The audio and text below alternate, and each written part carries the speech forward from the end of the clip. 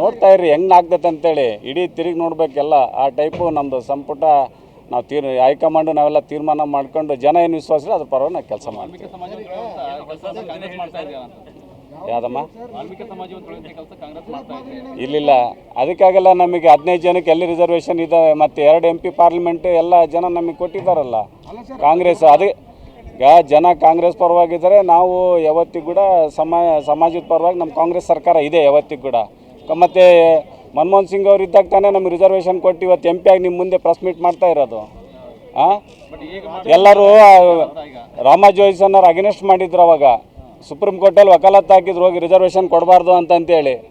ಇವತ್ತು ದಿಟ್ಟ ನಿರ್ಧಾರ ಮಾಡಿ ನಮ್ಮ ACC ಅಧಿನಾಯಕರಾಗಿರೋಂಥ ನಮ್ಮ ಸೋನಿಯಾ ಗಾಂಧಿ ಮೇಡಮ್ ಅವರು ಮನಮೋಹನ್ ಸಿಂಗ್ ಅವ್ರ ಸರ್ಕಾರ ಇದ್ದಾಗ UPA 1ನಲ್ಲಿ ನಮಗೆ ರಿಸರ್ವೇಷನ್ ಕೊಟ್ಟರು. ಅದಕ್ಕಾಗಿಯೇ ಇವತ್ತು ನಾವು ಮೀಸಲಾತಿನಲ್ಲಿ ಇವತ್ತು ಸಂಸದರಾಗಿದ್ದೀವಿ, ಶಾಸಕರಾಗಿದ್ದೀವಿ.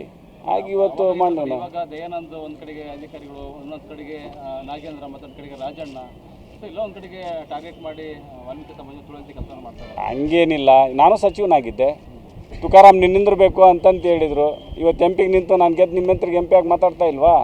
ಹಂಗೆ ಯಾವತ್ತಿಗೂ ಕೂಡ ನಾಯಕರಾಗಿ ಇವತ್ತೇನಾದರೂ ನಿಮ್ಮ ನಿಂತು ಮಾತಾಡ್ತೀವಿ ಅಂದರೆ ಕಾಂಗ್ರೆಸ್ ಕೊಟ್ಟಂಥ ಒಂದು ಆಶೀರ್ವಾದ ಭಿಕ್ಷೆ ಕೂಡ ಇದು. ಇವತ್ತಿಗೂ ಯಾವ ಸಮಾಜಕ್ಕೂ ತುಡಿಯಂಥ ಕೆಲಸ, ಸಾಮಾಜಿಕ ನ್ಯಾಯ, ಸರ್ವ ಜನಾಂಗೀಯ ಶಾಂತಿಯ ತೋಟವಾಗಿ ನಮ್ಮ ಕಾಂಗ್ರೆಸ್ ಸರ್ಕಾರ ಆಡಳಿತ ಮಾಡ್ತಾ ಇದೆ. ಥ್ಯಾಂಕ್ ಯು ಬ್ರದರ್, ಬರ್ತೀನಿ ಪರ್ಮಿಷನ್.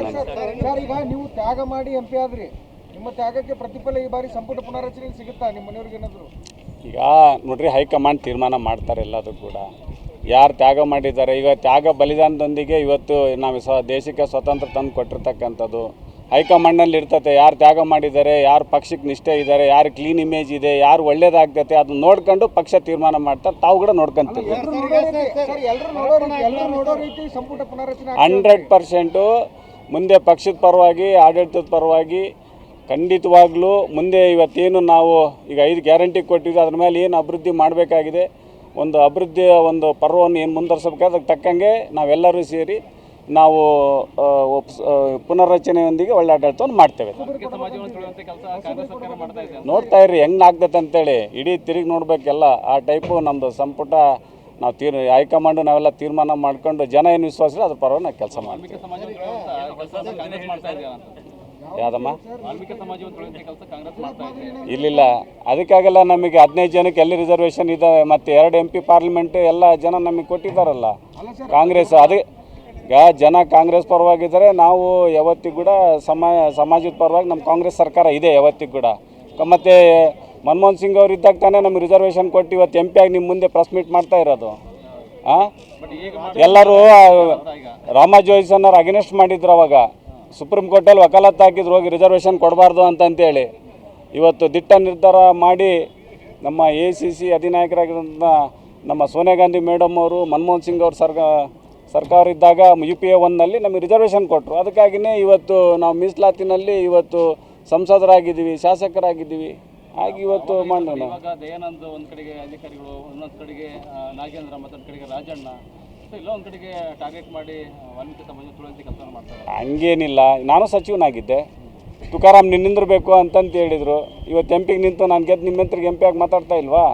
ಹಂಗೆ ಯಾವತ್ತಿಗೂ ಕೂಡ ನಾಯಕರಾಗಿ ಇವತ್ತೇನಾದರೂ ನಿಮ್ಮ ನಿಂತು ಮಾತಾಡ್ತೀವಿ ಅಂದರೆ ಕಾಂಗ್ರೆಸ್ ಕೊಟ್ಟಂಥ ಒಂದು ಆಶೀರ್ವಾದ ಭಿಕ್ಷೆ ಕೂಡ ಇದು. ಇವತ್ತಿಗೂ ಯಾವ ಸಮಾಜಕ್ಕೂ ತುಡಿಯಂಥ ಕೆಲಸ, ಸಾಮಾಜಿಕ ನ್ಯಾಯ, ಸರ್ವ ಜನಾಂಗೀಯ ಶಾಂತಿಯ ತೋಟವಾಗಿ ನಮ್ಮ ಕಾಂಗ್ರೆಸ್ ಸರ್ಕಾರ ಆಡಳಿತ ಮಾಡ್ತಾ ಇದೆ. ಥ್ಯಾಂಕ್ ಯು ಬ್ರದರ್, ಬರ್ತೀನಿ ಪರ್ಮಿಷನ್.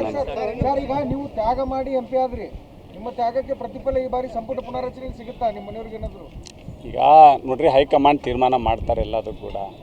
ಯಾರು ತ್ಯಾಗ ಮಾಡಿದ್ದಾರೆ, ಈಗ ತ್ಯಾಗ ಬಲಿದಾನದೊಂದಿಗೆ ಇವತ್ತು ನಾವು ದೇಶಕ್ಕೆ ಸ್ವತಂತ್ರ ತಂದು ಕೊಟ್ಟಿರ್ತಕ್ಕಂಥದ್ದು ಹೈಕಮಾಂಡ್ನಲ್ಲಿ ಇರ್ತೈತೆ. ಯಾರು ತ್ಯಾಗ ಮಾಡಿದ್ದಾರೆ, ಯಾರು ಪಕ್ಷಕ್ಕೆ ನಿಷ್ಠೆ ಇದ್ದಾರೆ, ಯಾರು ಕ್ಲೀನ್ ಇಮೇಜ್ ಇದೆ, ಯಾರು ಒಳ್ಳೇದಾಗ್ತೈತೆ ಅದನ್ನ ನೋಡ್ಕೊಂಡು ಪಕ್ಷ ತೀರ್ಮಾನ ಮಾಡ್ತಾರೆ. ತಾವು ಕೂಡ ನೋಡ್ಕೊಂತೀವಿ.